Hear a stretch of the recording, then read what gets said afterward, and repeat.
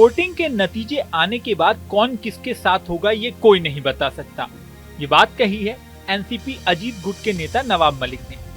नवाब मलिक महाराष्ट्र चुनाव में एक ऐसे नेता बन गए हैं जो महाविकास अघाड़ी और महायुति दोनों के लिए समस्या बनते दिख रहे हैं। उन्हें लेकर पहले भी कई विवाद हुए। अब उन्होंने कहा है कि वोटिंग के नतीजे आने के बाद कौन किसके साथ होगा ये कोई नहीं बता सकता। साथ ही कहा है कि लोग चाहते हैं अजीत पवार और शरद पवार एक साथ आएं। उन्होंने आरोप लगाते हुए कहा कि जयंत पाटिल और जितेंद्र अवध ने पार्टी को बर्बाद कर दिया।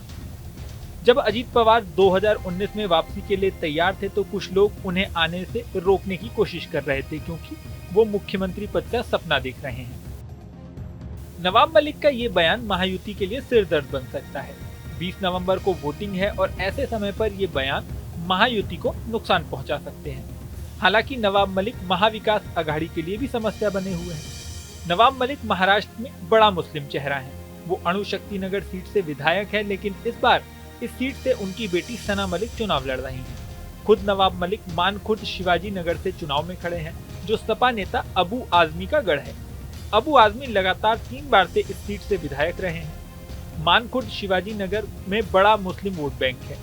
अब नवाब मलिक के आने से ये वोट बैंक बढ़ सकता है। सबसे बड़ी समस्या है कि इसी सीट से शिवसेना शिंदे गुट के सुरेश पाटिल भी उम्मीदवार हैं।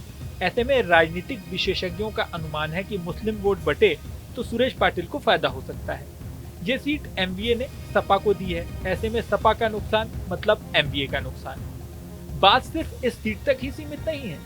नवाब मलिक और उनकी बेटी सना मलिक का चेहरा महाराष्ट्र में बाकी सीटों पर भी एमवीए को नुकसान कर सकता है। दरअसल एमवीए ये मान के चल रही थी कि महायुति मुस्लिम वोट बैंक नहीं खींच सकता, लेकिन नवाब मलिक का चेहरा ऐसा चेहरा है जो अजीत गुट को मुस्लिम वोट बैंक दिला सकता है और महाविकास अघाड़ी का नुकसान कर सकता है। चुनाव के बीच नवाब मलिक के दामाद समीर खान की एक्सीडेंट में मौत हो गई। समीर खान नवाब मलिक की दूसरी बेटी नीलोफर के पति थे। इस घटना के बाद नवाब मलिक को सिंपैथी वोट भी मिल सकते हैं, जो एमवीए के लिए चिंता का विषय है। चुनाव प्रचार के दौरान नवाब मलिक ने ये भी कहा है कि जनता महाविकास अघाड़ी और महायुति दोनों के खिलाफ है। सुनिए उन्होंने क्या कहा। निश्चित रूप से एक अलग उत्साह है दोनों विधानसभा क्षेत्र में।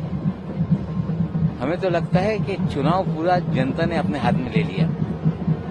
जिस तरह से लोगों ने मुझे आग्रह किया था कि मैं यहां से चुनाव लड़ूं और अजीत पवार ने जिस ताकत से भारतीय जनता पार्टी शिवसेना के विरोध के बावजूद मुझे इस विधानसभा क्षेत्र से उम्मीदवार बनाया है, अब महायुति महाविकास अघाड़ी सारे दलों के खिलाफ जनता ये चुनाव अपने हाथ में लेके खड़ी हो गई। दादा के स्वागत में पूरे विधानसभा क्षेत्र में जगह जगह लोग खड़े हुए हैं। हमें लगता है नतीजा चौंकाने वाला होगा और पूरी ताकत से हम चुनाव लड़ेंगे और जीतेंगे।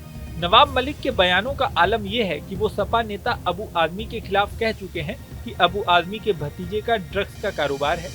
इस व्यवसाय को शिवाजी नगर मानखुर्द से गायब नहीं किया गया है। इसका कारण ये है कि ये उनके भतीजे द्वारा चलाया जाता है और अबू आजमी इसका समर्थन करते हैं। वहीं बीजेपी के बारे में नवाब मलिक ने कहा है कि दाऊद इब्राहिम से उनका नाम जोड़े बिना बीजेपी को टीआरपी नहीं मिलती, इसलिए उनका नाम वैसे ही लाया जाता है।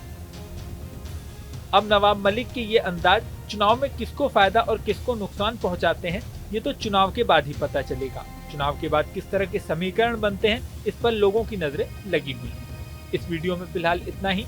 बने रहें न्यूज नेशन के डिजिटल प्लेटफॉर्म पर। न्यूज नेशन अब व्हाट्सएप पर। खबरों की ताजा अपडेट के लिए न्यूज नेशन के इस क्यूआर कोड को स्कैन करें।